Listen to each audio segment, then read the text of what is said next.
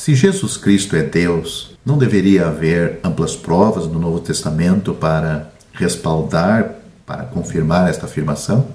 Não existe apenas amplas provas, mas elas são tantas que não é possível registrar todas elas aqui nesse vídeo. Apanhei alguns versos selecionados que mostram que o Senhor Jesus Cristo é Deus, ao contrário da opinião popular de muitas seitas, entre elas, talvez mais destacada e conhecida, as Testemunhas de Jeová, mas existem outras. O nome significa muito na Bíblia. A designação de um nome pode ser essencial na identificação da pessoa ou de um evento ou tempo especial. Por exemplo, Icabode foi o nome dado a uma criança nascida no Antigo Testamento quando a Arca da Aliança foi capturada pelos filisteus. Quando o sumo sacerdote Eli morreu naquela ocasião, esse nome significa foi-se a glória. Significativo? Certamente. Desse modo, o nome de Cristo vai mostrar o seu caráter e o seu ser. Em 1 João capítulo 5, versículo 20, Jesus é chamado o verdadeiro Deus e a vida eterna. Note, e sabemos que já o Filho de Deus é vindo e nos deu entendimento para conhecermos o que é verdadeiro. E no que é verdadeiro estamos, isto é, em seu Filho Jesus Cristo. Este é o verdadeiro Deus e a vida eterna. Isto poderia ser mais explícito? Jesus Cristo é o verdadeiro Deus. Paulo afirma isso em Romanos capítulo 9, versículo 5, onde ele chama Jesus Cristo de Deus bendito eternamente. Note, dos quais são os pais e dos quais é Cristo segundo a carne, o qual é sobre todos, Deus bendito eternamente. Amém. Jesus é o Deus bendito eternamente. Em Tito capítulo 2, versículo 13, Paulo chama Jesus de grande Deus e nosso Salvador. Ele diz, note, aguardando a bem-aventurada esperança e o aparecimento da glória do grande Deus e nosso Salvador, Jesus Cristo. Em João capítulo 20, versículo 28, Tomé faz a confissão e Tomé respondeu e disse-lhe, Senhor meu e Deus meu. Uma confissão esplêndida. Jesus é somente Senhor. Não é somente Senhor, Ele é Deus também. É isto que Tomé diz. Em João capítulo 8, versículos 58 e 59, encontramos uma acirrada discussão entre os fariseus e o Senhor Jesus. Esse debate fez aumentar o ódio contra Cristo por parte dos judeus. Diz o texto, note o que diz lá. Disse-lhes Jesus, em verdade vos digo que antes que Abraão existisse, eu sou. Então pegaram em pedras para lhe atirarem. Mas Jesus ocultou-se e saiu do templo, passando pelo meio deles, e assim se retirou. Por que eles lançaram mão de pedras para apedrejá-lo? Porque sabiam exatamente o que Jesus estava dizendo. Jesus estava afirmando ser aquele, ele era aquele que havia libertado os israelitas do Egito. Ele era o Eu Sou, que havia falado a Moisés, conforme Êxodo capítulo 4, na sarça ardente. Isso fica mais forte quando nos lembramos da discussão anterior com eles em João capítulo 5, dos versículos 17 a 19, em que Jesus faz algumas declarações que os judeus não puderam suportar. Note, e Jesus lhes respondeu, meu Pai trabalha até agora e eu trabalho também. Por isso, pois, os judeus ainda mais procuravam matá-lo, porque não só quebrantava o sábado, mas também dizia que Deus era o seu próprio Pai, fazendo-se igual a Deus. Mas Jesus respondeu e disse-lhes, na verdade vos digo que o Filho por si mesmo não pode fazer coisa alguma, se ou não vir fazer o Pai. Porque tudo quanto ele faz, o Filho faz igualmente. Jesus faz o mesmo que o Pai faz.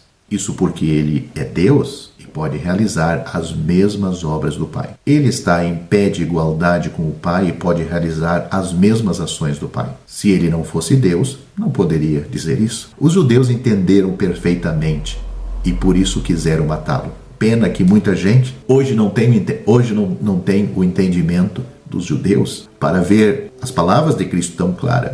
Em seguida vem o incidente em que Jesus declarou ostensivamente que ele era o Eu Sou, ou o próprio Yahvé.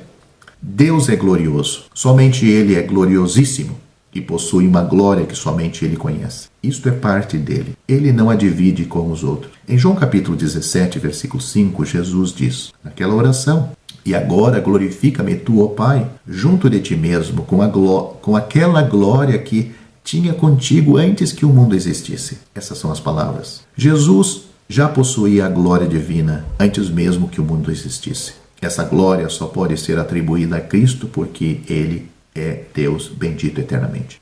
Em João capítulo 1, do versículo 1 a 3, Jesus é apresentado como possuindo o atributo da eternidade. Note o que é dito lá.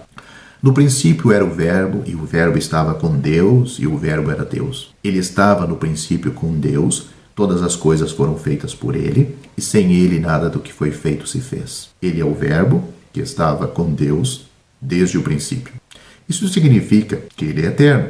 Ele é também o Criador e pode criar tudo do nada. Só Deus pode fazer isso. Seu poder criador comprova a sua onipotência. Ele tem os mesmos atributos de Deus porque é Deus. Em Mateus capítulo 18, versículo 20, a onipresença é atribuída ao Senhor Jesus. Note, porque onde estiverem 2 ou 3 reunidos em meu nome, aí estou eu no meio deles. Isto não significa que a humanidade de Cristo esteja presente em toda parte, pois assim ele não seria realmente humano. Sua humanidade seria predominante em sua divindade. Ou então sua divindade seria negada caso fosse misturada à sua humanidade. Nos dois casos, atribuir uma mistura de suas duas naturezas seria criar uma heresia nada ortodoxa, nada cristã.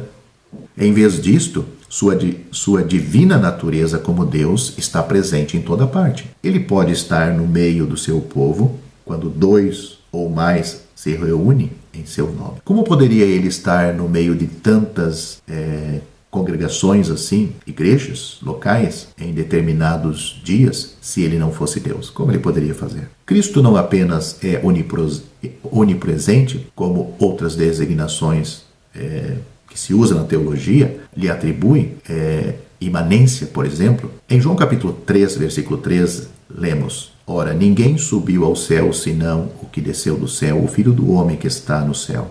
Este verso é muito rico. O Senhor Jesus não é simplesmente aquele que veio do céu, mas em sua divindade ele permanece no céu. Ele não simplesmente veio, mas ele continua no céu. A frase que está no céu nos mostra a sua imanência do ser divino. Não apenas é filho divino, estando na terra, mas ao mesmo tempo ele está no céu. Ele como humano estava aqui na terra, mas como filho de Deus, ele estava no céu e aqui na terra ao mesmo tempo. Visto como o Senhor Jesus Cristo é Deus, ele deve necessariamente ser todo-poderoso. Tanto o Apocalipse, capítulo 1, versículo 8, versículo 18, como capítulo 11, versículo 17, mostram que a Jesus são atribuídos atributos de onipotência. Eu sou o Alfa e o Ômega, o princípio e o fim, diz o Senhor, que é, que era e que há de vir, o Todo-Poderoso. E o que vivo e fui morto, mas eis aqui estou vivo para todo sempre,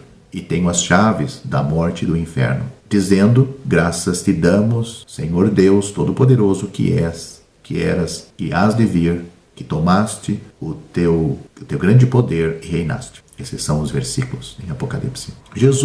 O Senhor Jesus tem as chaves da morte e do inferno, o que significa que ele é todo-poderoso, Senhor sobre a morte. O único que pode ter esse poder é Deus.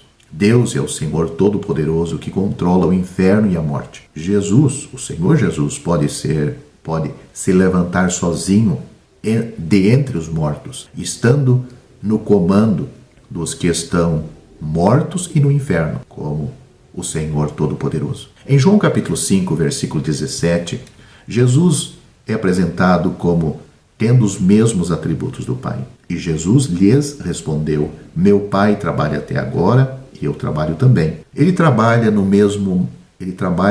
mesmo modo com o Pai. Novamente, se ele está realizando as obras do Pai e fazendo a si mesmo igual para realizar as mesmas obras do Pai, ele deve ser Deus para conseguir isto. Suas obras têm as mesmas qualidades da obra do Pai. Os judeus odiavam essas palavras porque sabiam que ele estava se fazendo igual a Deus. Por quê?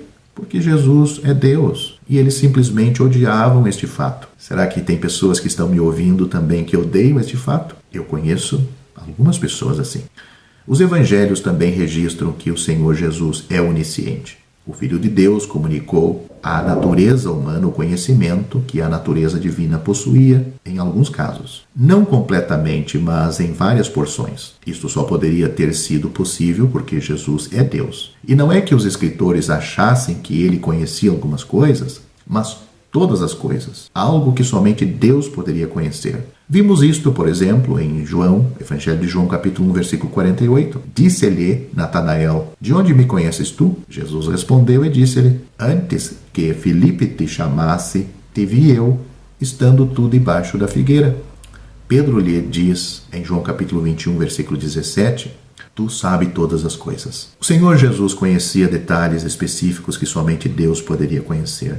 Por exemplo, em Apocalipse capítulo 2, versículos 13 e 4, ele diz: e sofrestes, e tens paciência, e trabalhaste pelo meu nome, e não te cansaste. Tenho, porém, contra ti que deixaste o teu primeiro amor. Como poderia o Senhor Jesus conhecer todas essas obras sobre a igreja de Éfeso? Ele teria que ser onisciente a fim de perscrutar o coração, ir aonde ninguém pode ir, a fim de conhecer a sua paciência, trabalho e perseverança, para não mencionar sua disposição referente ao amor por ele. O Senhor Jesus conhece todas as coisas porque é Deus. O autor de Hebreus, da Epístola aos Hebreus, também escreve a respeito do Senhor Jesus, o Filho, que é imutável.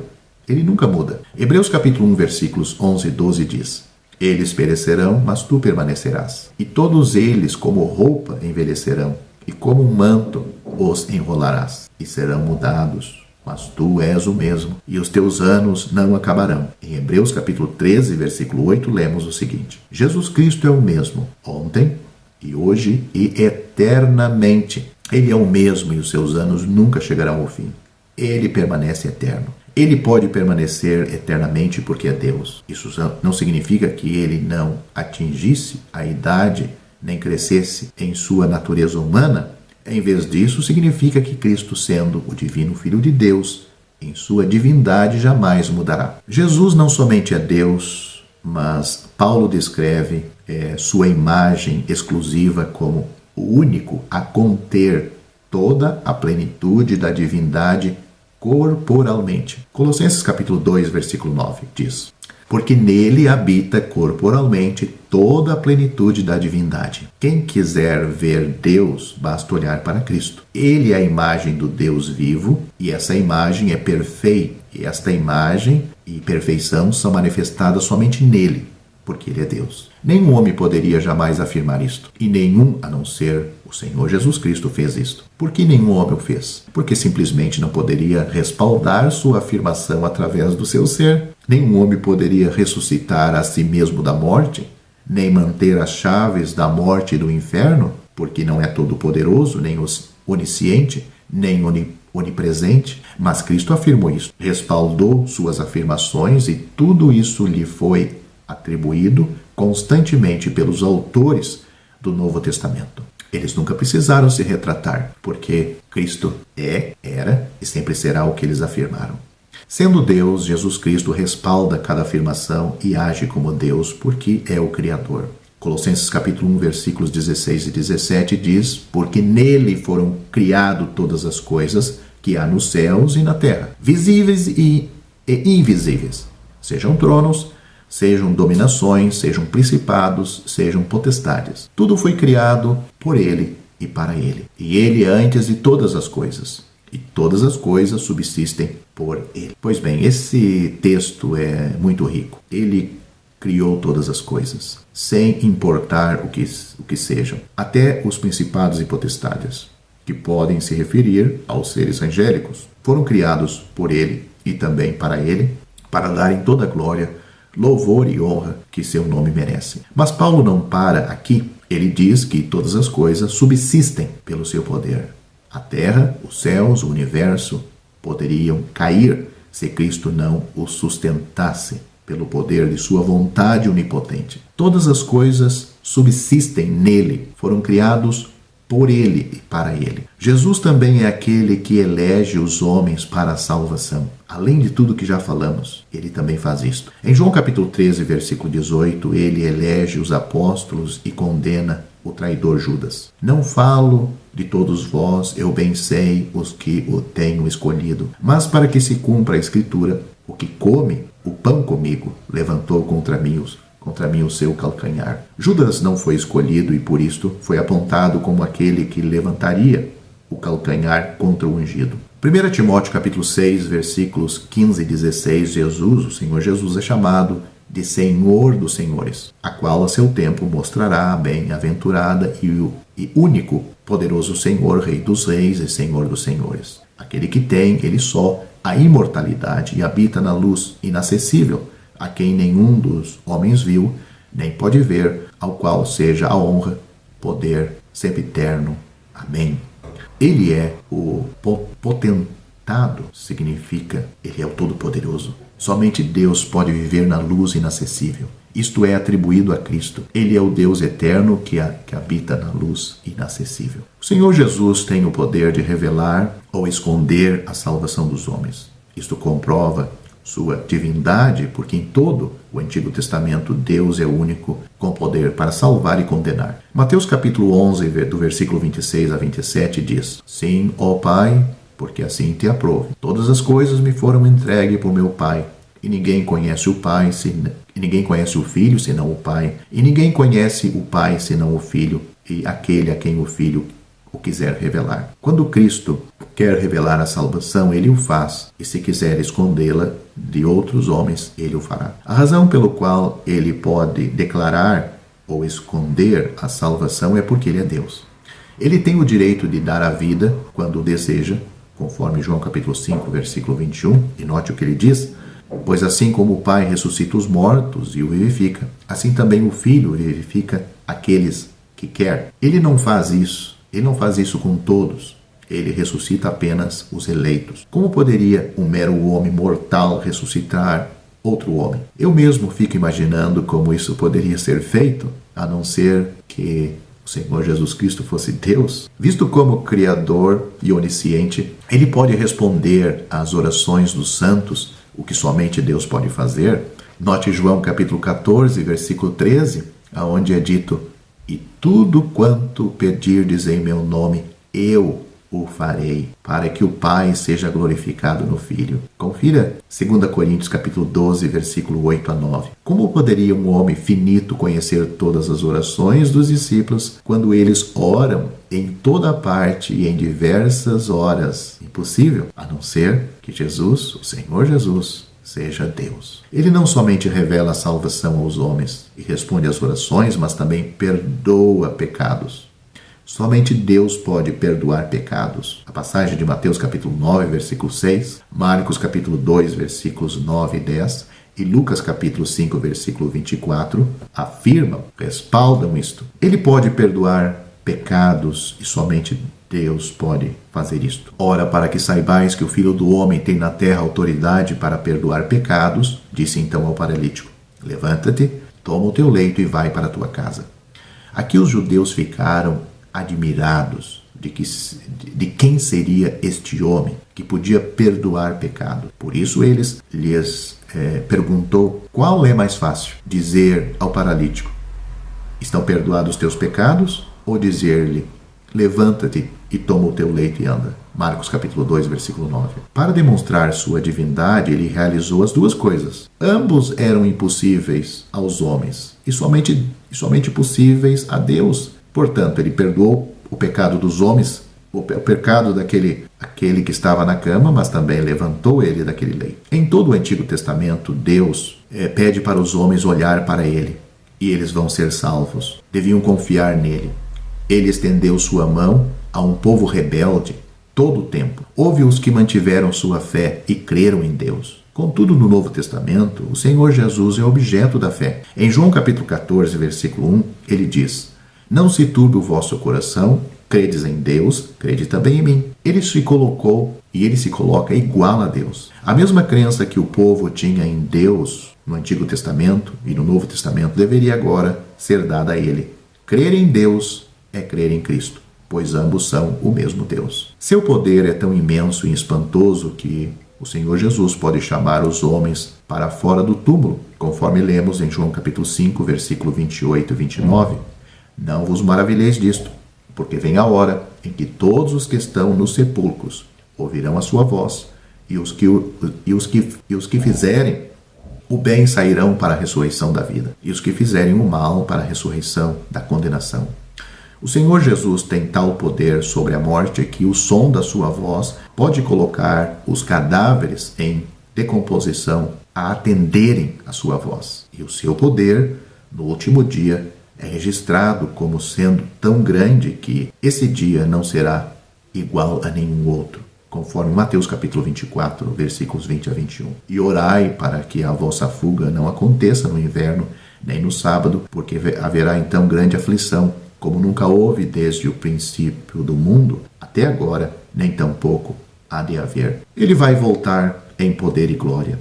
O sol, a lua e as estrelas cairão do firmamento, e sua glória brilhará em todo o seu esplendor. Sua glória será tão radiante que o brilho do sol vai parecer insignificante. Eu destaco aqui a sua vinda em glória, aonde todo olho há de ver ele como aquele homem humilde que andou na terra, mas agora como o Deus glorioso, o Filho de Deus. Mas antes ele vai vir em segredo para a retirada da igreja. Ele vai chamar das nuvens do seu povo. Aqueles que já morreram em Cristo hão de ressuscitar primeiro. Depois nós, os vivos, seremos transformados e vamos ser elevados juntamente com os mortos, ressuscitados, irmãos, para encontrar o Senhor nos ares. E dali partiremos para a casa do Pai e estaremos sempre com o Senhor. Mas a sua apresentação ao mundo, na sua glória plena, será depois do arrebatamento.